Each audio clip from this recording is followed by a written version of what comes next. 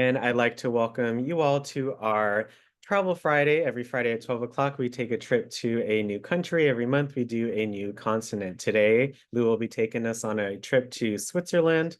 Again, thank you so much, Lou, for presenting our session. Make sure you all stay on for the trivia at the end. And Lou, the floor is yours. Look forward to learning more about Switzerland today. Oh, great. Hey, thanks, Alex. Well, it's always great to be part of the call. Before I jump in, I want to share a picture with you, tell you why actually I was in sight for you, Alex. Why would I want to do Switzerland? So I want to share a picture with you here. Do you see that gentleman right there? Anybody know who that is? Anybody know who that person is? Can you all see? Looks like your father, Lou. I don't know. It looks like Who you. said that? It's you. Look like like you, Harold? yeah. No. That's my father. That's exactly right. What? Give a prize for that one. Oh my gosh, that's my dad. Apple doesn't fall far from the tree. That's right. All right. My dad, that was my dad when he got married to my mom around 23 years old. That painting hung in our house in Detroit my entire life, painting behind them. Anyway, so why am I showing you this picture of my dad? Well, we found out years ago that my dad was adopted, and my dad never had any interest in finding out who his adoptive parents were. So, we never pushed the issue, even after all the DNA stuff came out. But then he passed in 2018. So, not soon thereafter, my brother and I, being the inquisitive guys that we are, said, let's try to find our grandparents. So what we did, and I'm going to see if I can share this, because this is actually a relevant journey for a lot of us. Maybe a lot of us already taken this journey. But it actually triggered a journey on my side, and I'm going to see if I can pull this up here. It's a little complicated. Hope I didn't close it out already. It's too hard to pull up if I did. Okay, I didn't close it out, so it's not too hard to pull up. So I'm going to share my screen here. So I did a 23andMe test, and we actually had my mother do a 23andMe test. And you all see that? So this is my 23andMe test. And so that's my mom. My mom's from Finland. She's 100% Finnish. This woman is right off the boat from Finland, although she was born in the United States. Her mom and dad were both from Finland, north of the Arctic Circle, no less.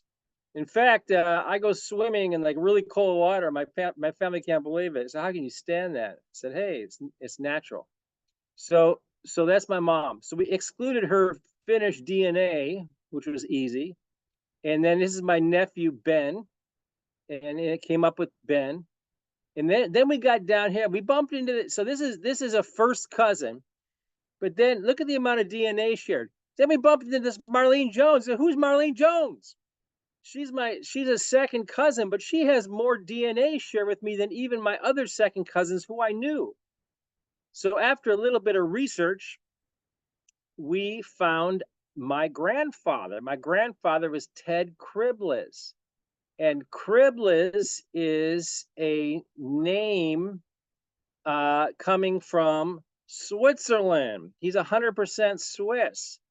And it's from the French side of Switzerland. It's actually Crible. It's a French name.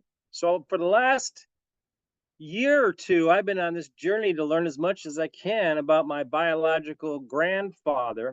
We still haven't found my biological grandmother.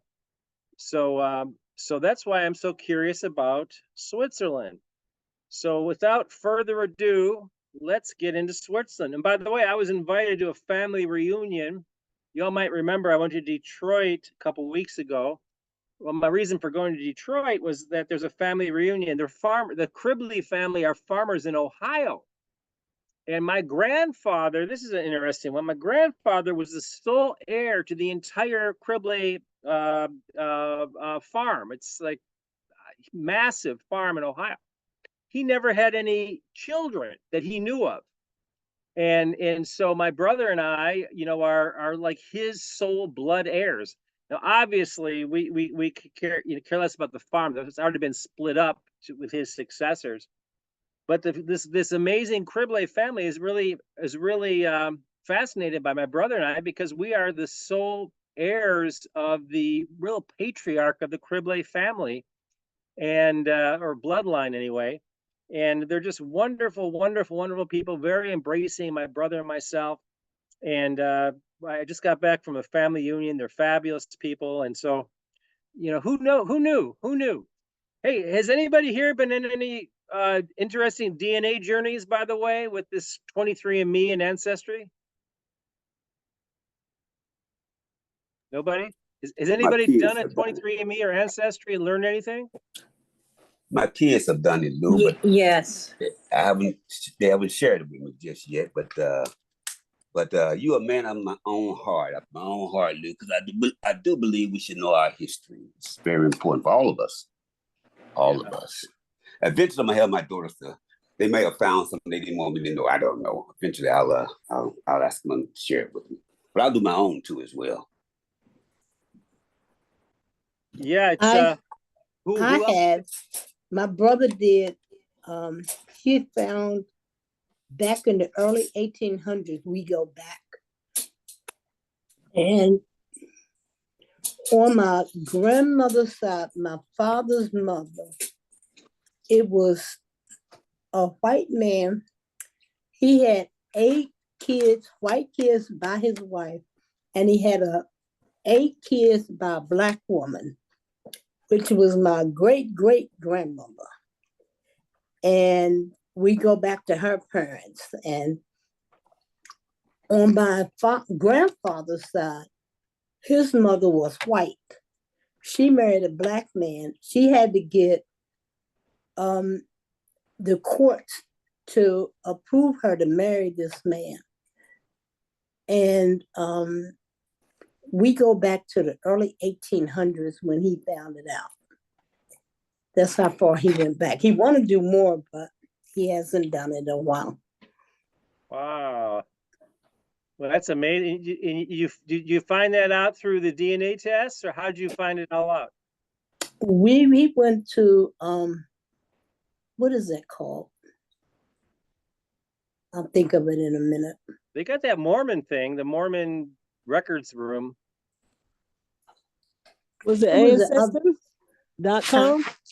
Was it Ancestor.com? Ancestry is incredible. The amount of resources you can get. Is that what they use? No. Oh, okay. Okay, they always used to classify it on the television, and he went through them. I have to find the papers. What is it, Mr. Gates? Is that? No, really? No. Well, That's Finding Your Roots. Mr. Gates is Finding Your Roots. Yeah, that's the TV show. I really like that show. That's a great Yes. show.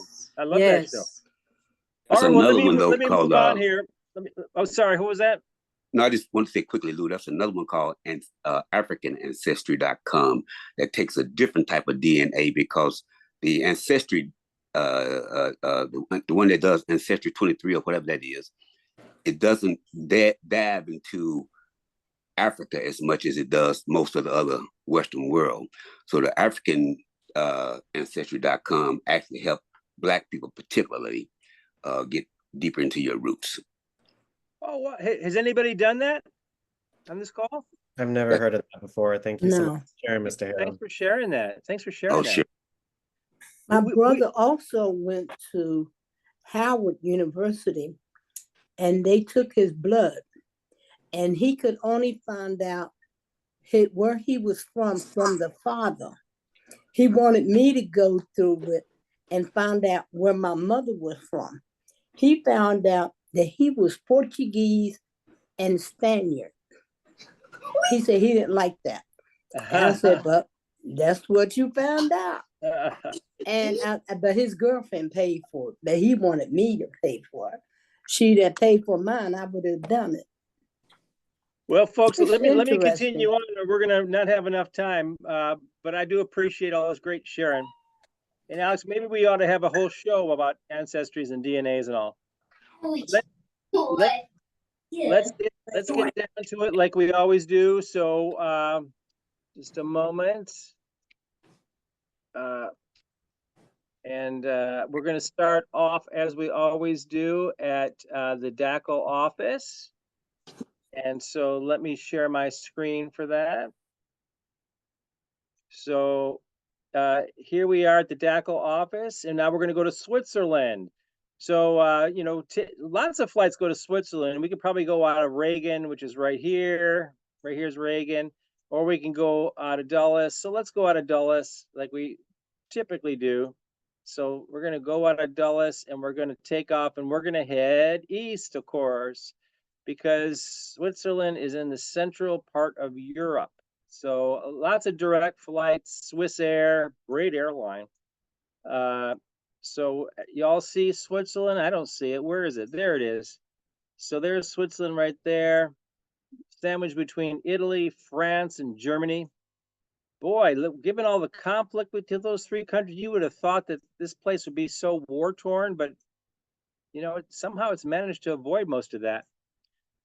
So along the lines of avoiding most of that, let's learn a little bit about the history of Switzerland.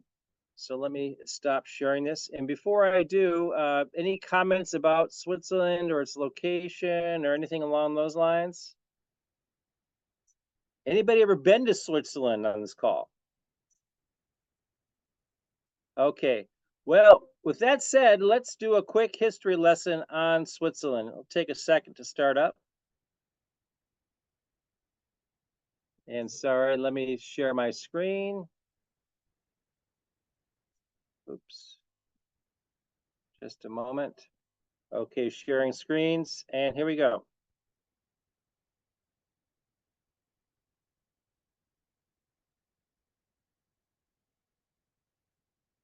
Don't forget the sound, Lou. Stop the video. You forgot the sound. Apologies.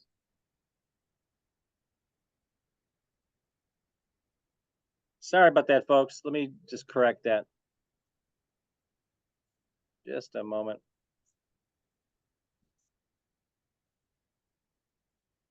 Okay, here we go, and I'll rewind the video.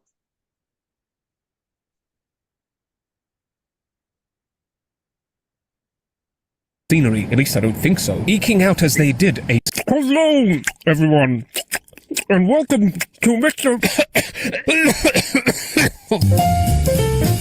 This is Europe, and here's Switzerland. Now come on, let's go, shall we? Soaring mountains, verdant valleys, pristine lakes, bored-looking cows. Switzerland is among the most beautiful places in the world, but the first inhabitants were not looking for pleasant scenery, at least I don't think so, eking out as they did a frosty hunter's living in the mists of ice-coated cliffs. By Neolithic times, the people had forsaken their caves and taken up farming and dwelling in small villages of longhouses. In the various Bronze Age cultures that followed, technology improved and the population became more skilled in craftsmanship, and the land became home to Celtic culture. Tribes of Celts lived over much of Europe, and in Switzerland the chief tribe was the Helvetii. These Helvetii apparently decided to leave their land and go west to conquer Gaul, but the Romans under Julius Caesar were like, nope, and they defeated the Helvetii and themselves conquered Gaul. Rome ruled the Swiss lands for hundreds of years, and it was peaceful and prosperous. It was in Roman times too that the Christian faith entered the region, a faith the Germanic conquerors would also adopt, for as Rome fell, the German tribes of the Alemanni and Burgundians took over Switzerland. Germanic rule was solidified after it was conquered by the Franks, and later became part of the German Holy Roman Empire. Now, back in these times, there was no single state known as Switzerland. Rather, the land was split into various communities and townships called cantons. But in 1291, 3 cantons forged closer ties for reasons of trade and defense. Defense, you say? Against what? Well, for quite some time, the Swiss regions had been granted a special status by the Hohenstaufen emperors and were allowed considerable autonomy. But when the Austrian Habsburgs began to rise in power, they sought to impose their authority on the Swiss lands, and the Swiss were not too happy about it. This was the time of the Swiss folk hero William Tell. According to the story, the Austrian official in the town of Altdorf, Albrecht Gessler, placed his hat on a pole and ordered the townsfolk to bow to it. William Tell, an expert with the crossbow, entered the town with his son and did not bow before the hat. Gessler condemned him to death, but offered him a chance of freedom if he could shoot an apple off his son's head. Amazingly, Tell shot the bolt and split the apple. Later on, he assassinated Gessler and cemented his legend as a hero to the people of Switzerland. The three teamed-up Swiss cantons defeated the Austrians at the Battle of Morgarten, encouraging other Swiss cities to join them in the formation of what's called the Old Swiss Confederacy. The Swiss won another impressive victory at the Battle of Sempach and followed that up with another win. The Swiss soldiers with their pikes and halberds earned a formidable reputation as first-rate fighters of exceptional ability. However, further Swiss territorial ambitions were quashed in 1515 after the French-Venetian victory at Marignano. Thereafter, the Swiss mostly busied themselves within their own borders, and quite a bit of drama was going on there. When the German monk Martin Luther dared to challenge the edicts of the Roman Catholic Church, the ripples of his Protestant Reformation extended over much of Europe, including Switzerland. And it began in Switzerland because of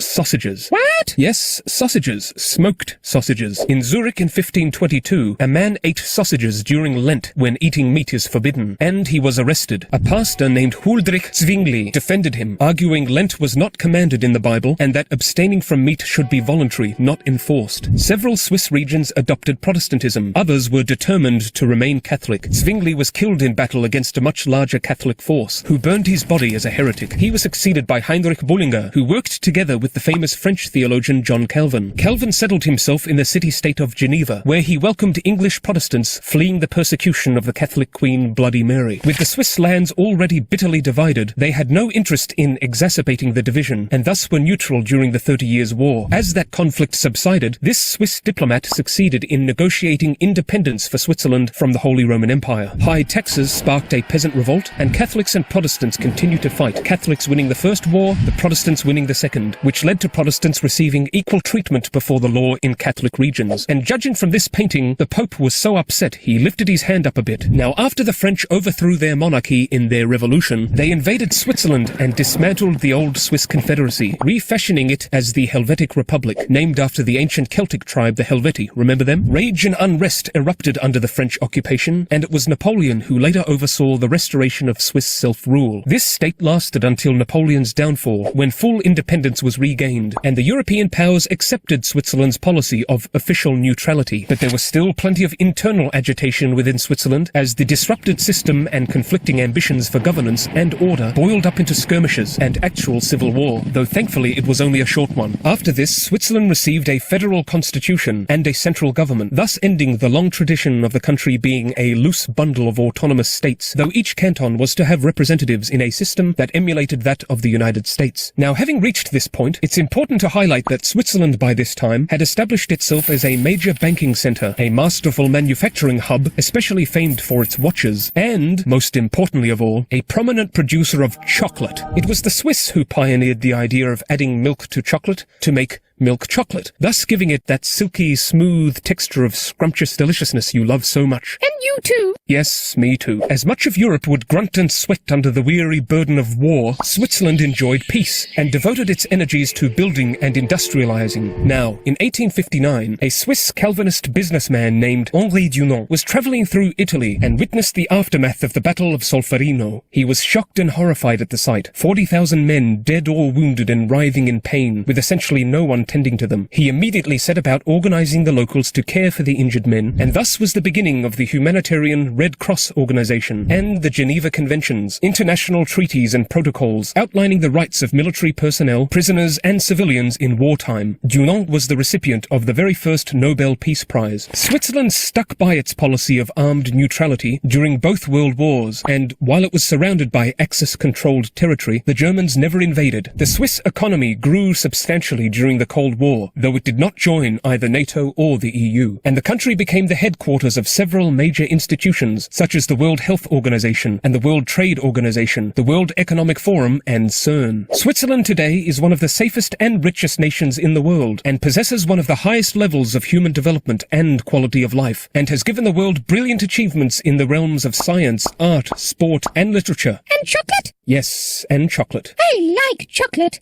That's nice. Anyway, that's it for Switzerland, and that's all from me for now. Bye-bye! Great. Any thoughts about what you all just saw? My only thought, Lou, is about that chocolate. And the, then Switzerland remained neutral while other countries were at war. Switzerland was building up its economy. they got to remain neutral. They can't fight nobody. Ain't but 2 or 3 of them over there. But as I was about to say, that chocolate, the final product always gets me because the number one, roughly 75% of the chocolate comes from Ghana and Yeah. Cote d'Ivoire. But they don't get the value of it, Mm-mm. right? We say the Swiss and the whomever else, but people do not know that. They produce roughly 75% of all the cocoa in the world. Mhm. Those 2 little small countries. But that's the thing that got me just when they talk about the chocolate. But y'all can go and talk about the fighting and all that stuff. I know the Swiss was neutral. Y'all go right ahead. I cannot believe they jailed somebody for eating sausage during Lent. Oh yeah, that's crazy. You know, I think about the chocolate. Remember, we also learned though that the cocoa bean came from Americas. It came from what country was that? Remember, it was in one of our slides. Was it Ecuador? Did somebody Mexico. Google it? Was it Mexico? Or was it Mexico? Maybe someone could Google it in the background. But Yeah. they We talked a lot about Yeah. cacao and chocolate in Mexico. It's a Yeah. it's very, Yeah, I think it was Mexico. So it came from Mexico, and then it was propagated in Ghana and West Africa, and then quite a journey it's taken. But they take the credit for it. The same thing Belgium do. They talk about Belgian chocolate, but where in Belgium did they grow the chocolate? They all come Yeah. from. True. All right. Well, thanks for your comments, folks. Let's get into the next place, like places to visit in Switzerland. Here, I'll fire it up. Here we go. Hopefully it plays right. I'm still using this new computer. Can everybody see and hear? Yeah. You're good to go.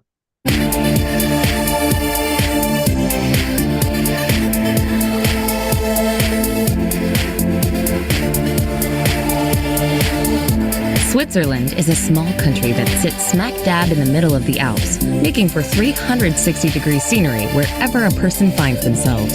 Numerous lakes also add to the picture postcard look of this country, whose most famous citizen may have been the fictional Heidi. From banks to bucolic alpine meadows, Switzerland has it all. Here's a look at the best places to visit in Switzerland.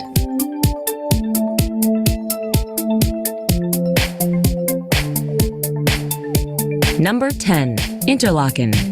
Interlaken used to be known as a watchmaking center, but today it's more popular as a tourist resort. Tourists started coming to Interlaken in the early 1800s to breathe in the mountain air and partake of spa treatments. Its popularity only grew from there, offering spectacular views of 3 famous Swiss mountains, the Eiger, the Jungfrau, and the Mönch. The city is also a popular base camp for outdoor activities in the surrounding Bernese Oberland Alps. Hungry tourists may want to try raclette, a classic Swiss dish made from cheese.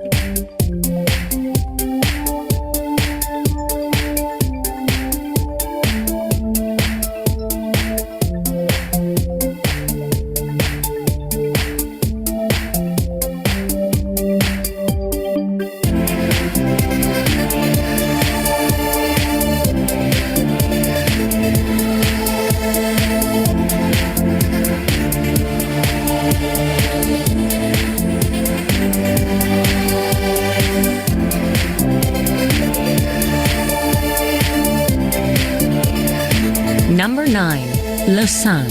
Athletes with Olympic aspirations may enjoy a visit to Lausanne, a scenic city that is the second largest on Lake Geneva, as it is home to the International Olympic Committee. Lausanne also is the gateway to some of the world's best ski slopes. A part of the Swiss Riviera, Lausanne has been popular with writers over the centuries, including Lord Byron, the Shelleys, and Ernest Hemingway. Located in the French-speaking sector of Switzerland, Lausanne boasts an impressive cathedral and wonderful outdoor markets.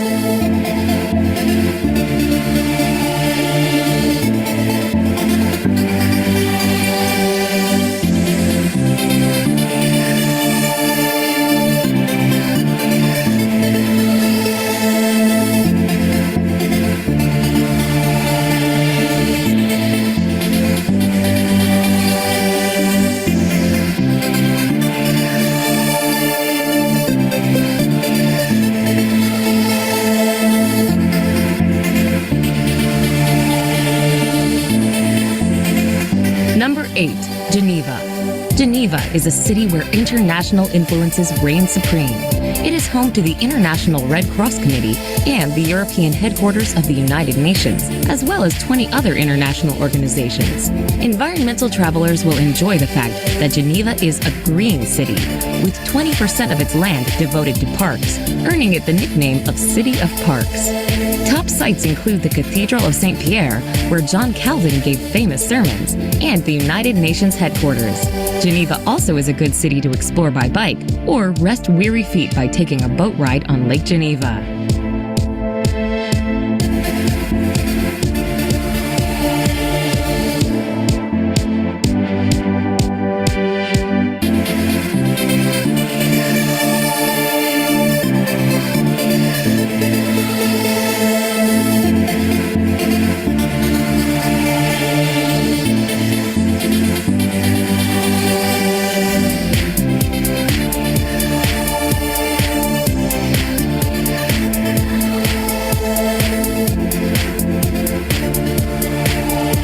Number 7. Zurich. Switzerland's largest city, Zurich, will appeal to travelers with an interest in culture, since it boasts more than 50 museums and over 100 art galleries. When visitors get tired of shopping for internationally famous Swiss brand name goods, they can take a boat ride on Lake Zurich or go hiking in the nearby mountains. The city also boasts an impressive number of clubs for travelers who enjoy going out at night. Not to be missed is the Swiss National Museum, located in a fairy tale castle. It is dedicated to Switzerland's cultural history.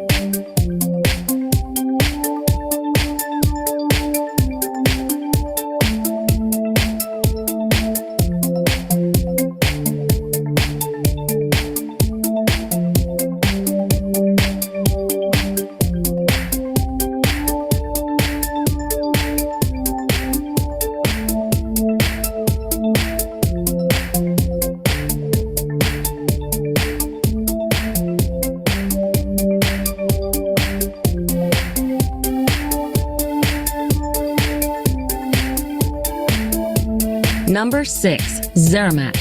Zermatt is a small town that is famous for skiing and mountaineering due to its proximity to the Matterhorn, one of Switzerland's highest mountains. Cable cars whisk skiers up surrounding mountains in the winter and hikers in the summer. Zermatt is a good town for walking to various sites, since gasoline-driven vehicles are not permitted. Any vehicles within the city limits must be battery-operated. Fortunately, for visitors, it takes 30 minutes or less to walk between sites. The town is accessible via scenic train routes that connect it with the outside world.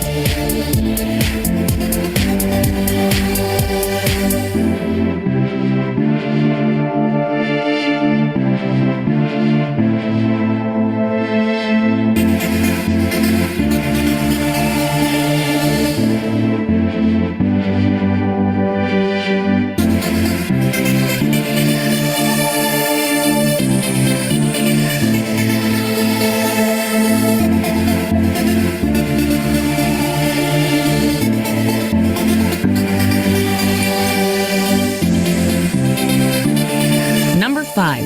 Jungfrau region. The Jungfrau region is one of the most scenic places to visit in Switzerland, both in summer and winter. A century or two ago, this Alps region was only visited by hardcore adventurers who wanted to ski or climb through the mountains. Now, thanks to an extensive network of railways and well-maintained foot and bike paths, the area is accessible to many types of travelers. The Jungfrau region consists of 4 picturesque towns: Grindelwald, Mürren, Lauterbrunnen, and Wengen, and 3 imposing mountains: Eiger, Munk, and Jungfrau.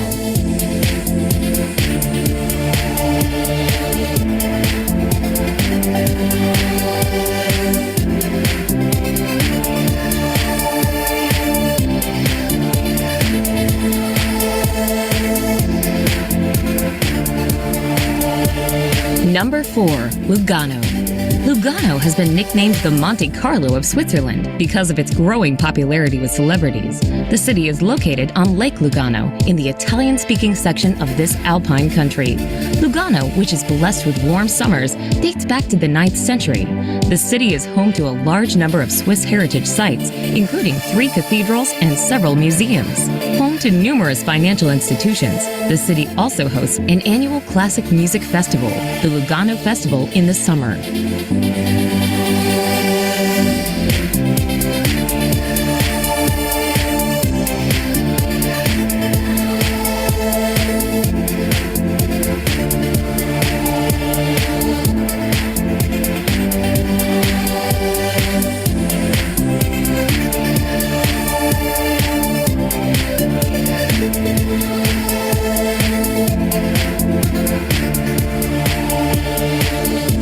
Number 3. Lake Geneva. One of the largest lakes in Europe, Lake Geneva lies on the course of the Rhone River, on the frontier between France and Switzerland. Aside from the city Geneva, most destinations in the Lake Geneva region are in either the Swiss canton of Vaud or the French department of Haute-Savoie. The geography is varied, with the Jura Mountains in the north, a hilly plain in the center, and in the southwest, the Alps. The main attractions here are the elegant cities and towns surrounding the lake, the opportunities for skiing and hiking in both mountain ranges, and, of course, the lake itself.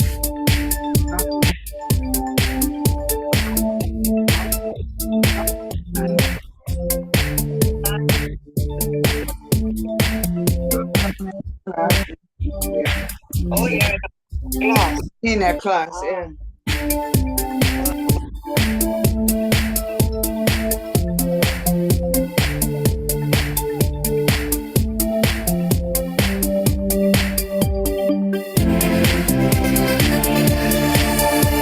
Number 2. Lucerne.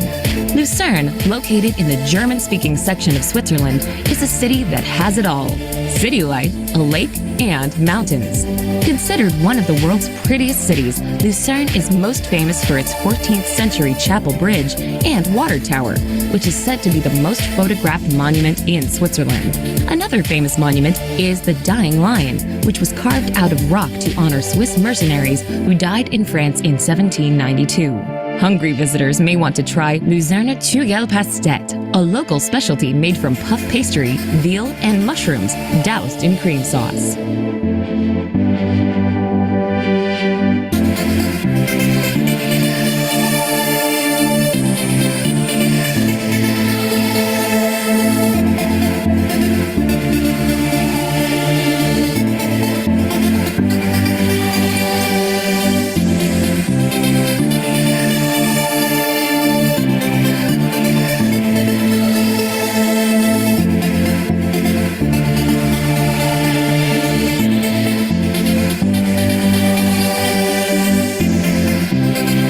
Number 1. Bern. Bern is a picturesque medieval city with a history that dates back to the 12th century, though it did not become a part of the Swiss Confederacy until the 16th century. Its most famous attraction is an ancient clock tower with moving puppets that once served as the western gate of the city.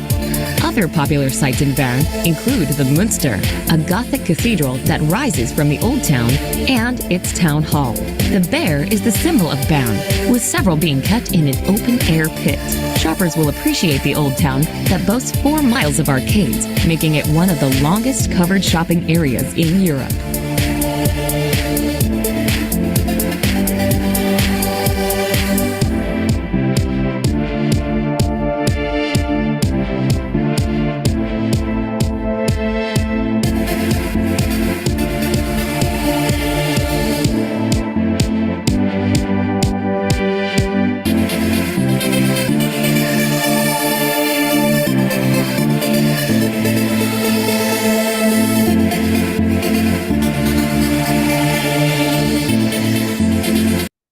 All right. Any thoughts or comments about what we just saw?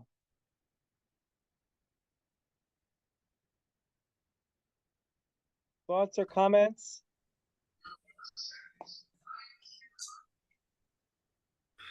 I noticed they have different sections in Switzerland where they speak different languages. They have the Italian section, the German section, And I guess they're French. Yeah. Yeah, it's all broken up. Yeah, it is. Any other thoughts? Yes, I like the lake, Lake Geneva with the Lucerne, with the dining area and the water tour and the 14th Chapel Bridge. That's exciting to walk across. Yeah. That's beautiful. Yeah, it'd be nice to visit those someday. I think my ancestors are from the French side, so I know the town. I forgot the name of it. Okay, great. Hey, I got a quick video just for a couple of minutes on a couple of the don'ts of Switzerland. You know, I'm getting some feedback not to focus on the don'ts of going some places, but I'll quickly scan through this because we got a little bit of time. So let's fire it up.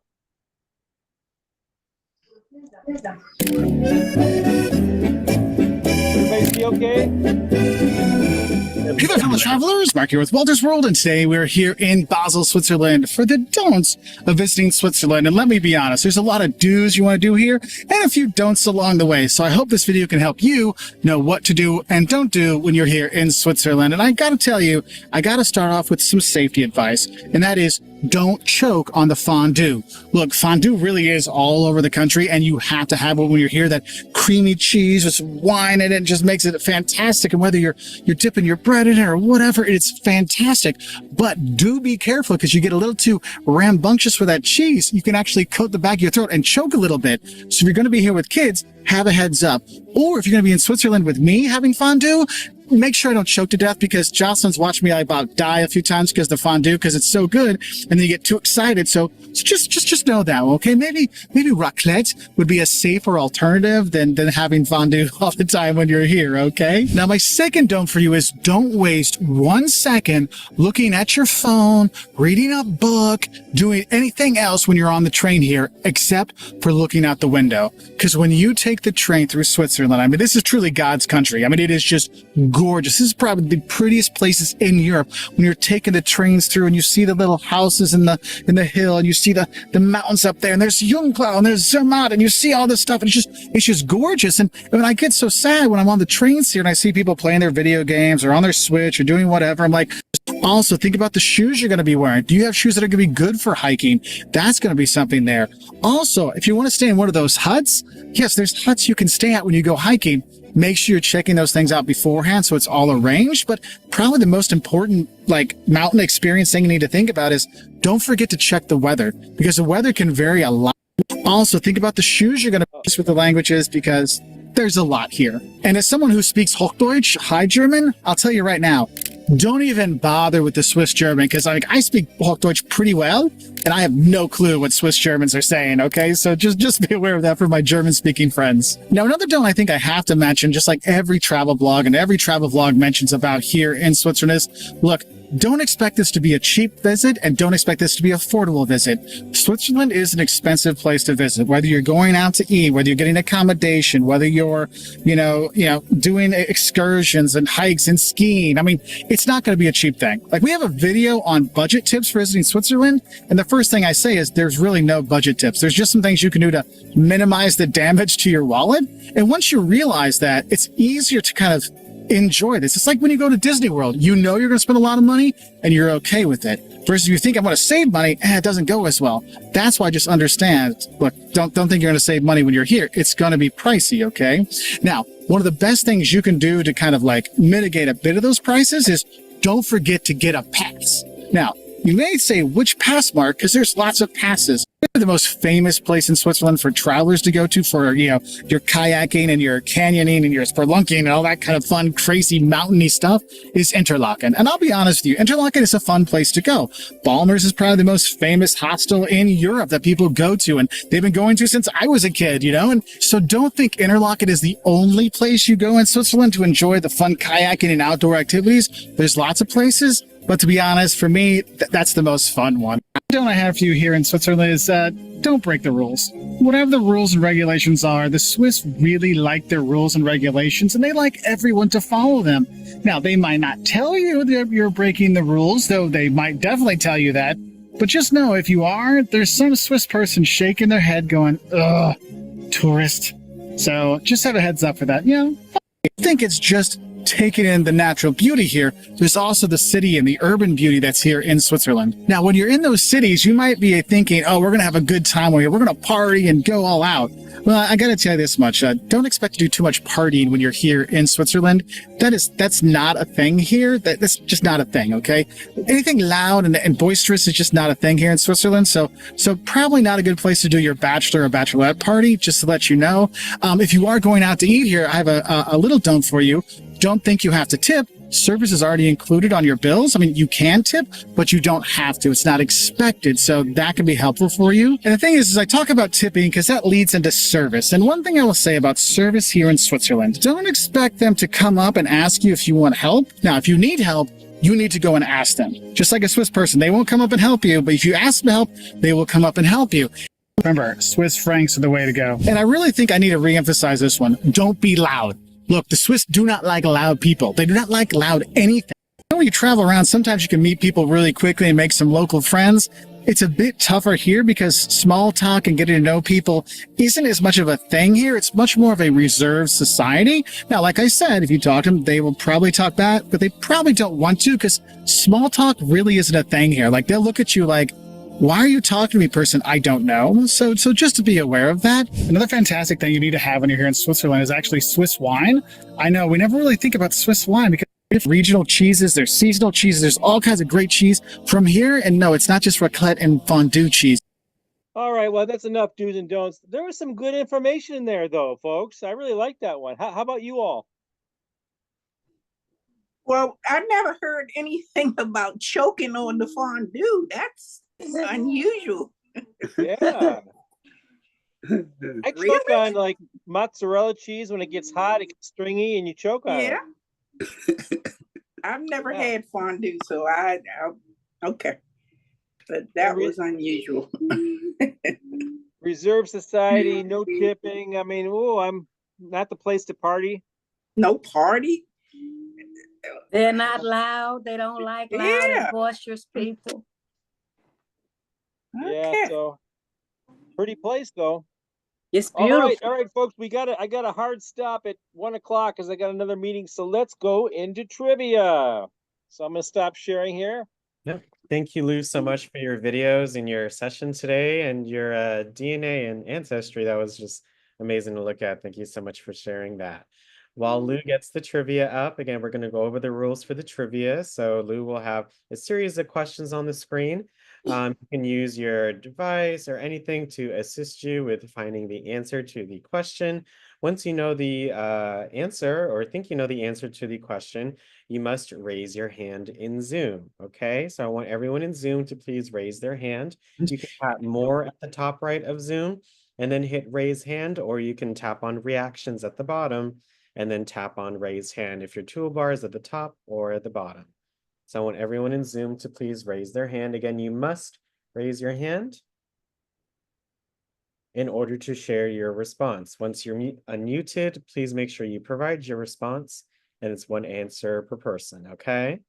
So again, please make sure that you raise your hand if you would like to answer one of Lou's questions. One of the correct answerers will win an iPad accessory today.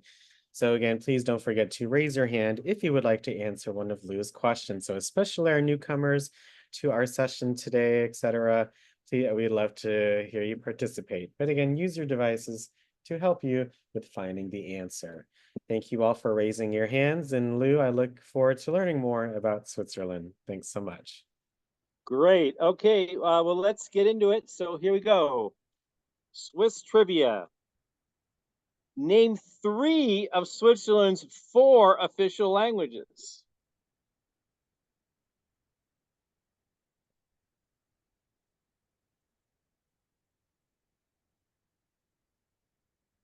Okay, wow, 4 hands already. Let's see. First up, first hand was Miss Dolores. What are your answers? German, French, and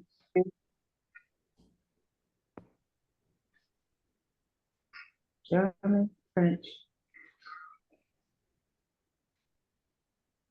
Italian. Speaking. Is that right, Lou? I'm sorry. What were those? What were those again? I apologize. Italian, French, and German. I think you got it. Congratulations. Okay, thank you so much, Miss Dolores. You're in the running for a prize today. Thank you so much. The one that's left out is Romanesh, which I'm not sure what that is. That could be like Romania or something. Yep. Thank you so much, Miss Dolores. Again, don't forget to lower your hand and mute yourself once you've answered. Thank you so much. Okay, next question. Here we go. What currency do the Swiss use? Okay, Brenda, that was so fast. What is your answer? It's the Swiss franc. No? Yes, it is the Oh. Swiss franc. Congratulations. Okay. Oops. It is a Swiss franc. Oh my gosh! And look at this. I got the wrong slide in here. It's Wrong okay. pic. Oh, okay. We all remember what that one was. We all remember what that was. Thank you, Brenda. You're in the running for a prize today. Okay. Okay. Here's a good one. I misspelled Switzerland. Switzerland boasts the world record engineering feat regarding its railroad. What is that world record engineering feat involving its railroad?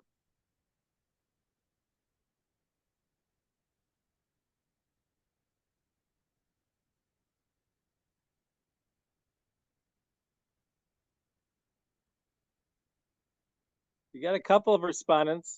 Thank you. Cassandra, what is your answer?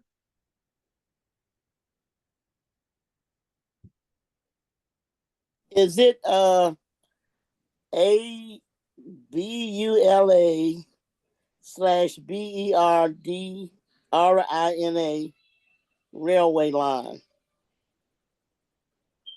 It could be the line, but that's not the answer I'm looking for. It's a specific type of engine. It's a good engineering. Thank you. Okay. Mm-hmm. All righty. Yeah. Again, thank you. Again, and we need the whole answer, okay? Just, we I understand some words are going to be a little difficult, but we need the whole answer, okay? Mr. Harold, what do you say? Guessing, Alex, that it may be the highest railway engineering feat in the world. Oh, that's a good guess, and it's the type of answer that I'm looking for, but it's not the one I'm looking for. But you're right, it's the type. Thank you, Mr. Harold. Let's see, Mr. Thomas, what do you say? Is it the tunnel? The longest tunnel? Yeah, good job, Mr. Thomas. The Gotthard Base Tunnel, the world's longest and deepest railway tunnel, stretching 35 miles. Can you imagine that? 35-mile tunnel under the. It was great talking. Good job, Tom. The tunnel was opened in 2016. How long is that tunnel under the English Channel? That's got it beat, right? How long is that tunnel under the English Channel? That's also a big tunnel. I think it's longer than 35 miles. I'd like to do that someday. Okay, who invented milk chocolate? This might get Mr. Harold under Mr. Harold's skin a little. Who invented milk chocolate?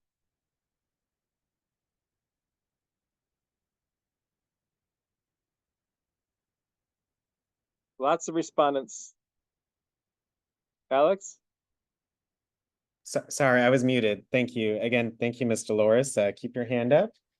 See if any others, let's see if they get it. Miss Vivian, thanks so much for joining. What is your answer? Swiss, the Swiss. Oh yeah, I'm looking for the name of the inventor though. Oh, So don't this is know. sort of Thank the you, Google Miss question. Vivian. I appreciate that. Yeah, thank you for lowering your hand. Don't forget to mute yourself. Thank you. Let's see. Cassandra was next up. Is it Daniel Peter? It could be. I forgot actually. You ready? Let's see with one more response. Let's see what it is. Thank you, Cassandra. Okay. Mind.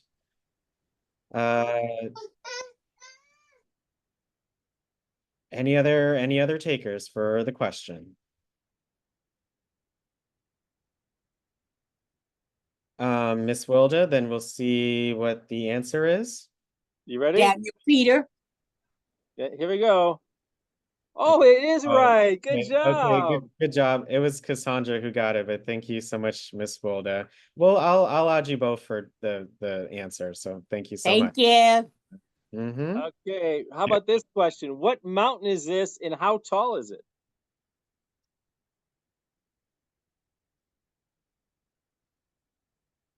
Again, you must have both answers. If you just provide one, you won't be able to get it. So both answers. What is the name of that mountain and how tall is it?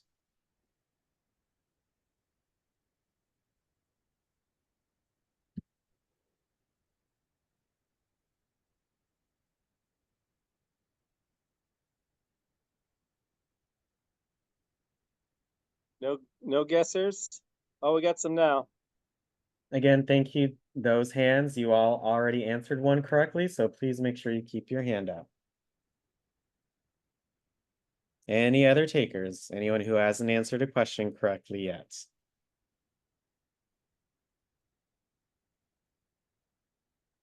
Any other takers? Okay. Lou, is this the last question or is there one more? Well, I think there's one or two more after this. Okay. Let's take anybody here. Time in mind as well. Mr. Harold, what is your answer? What is the name? The name of the mountain is Duospitzi, and it is 15,203 feet tall. Now that's a good guess, but that's not the one I'm looking for. Good guess though. All right. Thank you, Mr. Harold. Appreciate it. Any other takers? I think just in the interest of time, any other new persons? Okay, Miss Vivian, then we'll see what the answer is. What do you say, Miss Vivian? You got to hit unmute in the middle like before. The Matterhorn, I think 16,000 feet. I'll tell you, let's give it to her. It is the Matterhorn, but it's 14,692. We just got to move on. Congratulations. Okay. Thank you. Good job. Thank Thanks you. so much for your participation. I appreciate that, ma'am.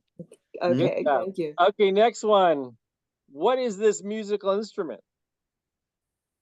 Oh, wow. I actually know that. It's in a lot of cartoons. They always, when they mention Switzerland, you see this instrument. So Or the Ricola ad? Any taker.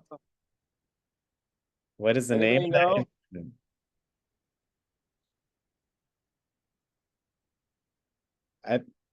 Any takers? If not, I mean, I want to try, see if what's one. Thank you again, Miss Dolores. Let's take anybody, Alex. I'm running out of time. Yes, Mr. Harold, what do you say? The Alp horn. Yeah, good job, Alphorn. Good job. Thank you, Mr. 10,000 Harold. Alphorns in the Swiss instrument made of wood measuring about 11 feet. Deep resonant sound. Very significant. Last question. Who is this man and what is he famous for? You all have 1 minute. 1 minute. Please raise your hand if you would like to answer.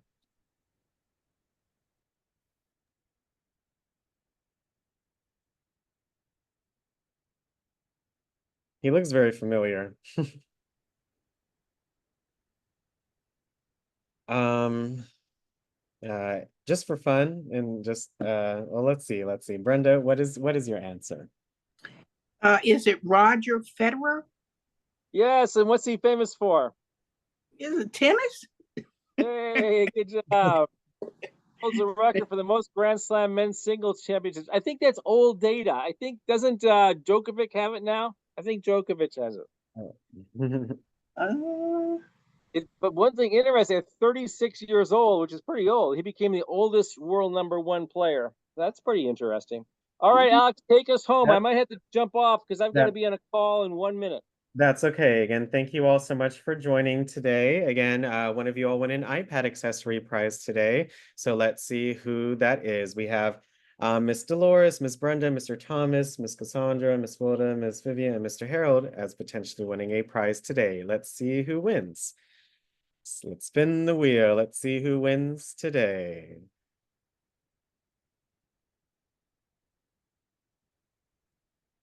All right, good job, Cassandra. Again, thanks so much for joining us today. Really appreciate it. You won a stylus pen for today. Thank you. Thank you so much, Cassandra, for answering. We really appreciate that. All righty. And let's all say thank you to Lou once again for hosting a wonderful session. And we took a virtual trip today. So let's check out next Friday at 12 for our next Europe destination. I will see you all at 1:30. And let's all thank Lou for today's presentation. Thanks, Lou, and have a wonderful Thanks, Lou. Great presentation. Thank you. Thank you. Thank you. Bye-bye. Everyone. Have a great Thank day. you. See you all at Bye-bye. 1:30. Thank you. so Lou, much. the channel is 23 miles. Oh, wow. So that's Okay. longer than the tunnel. Yeah, That's amazing. 23. Yeah, Thanks for that. sure. Later. Okay. See y'all later. See y'all later.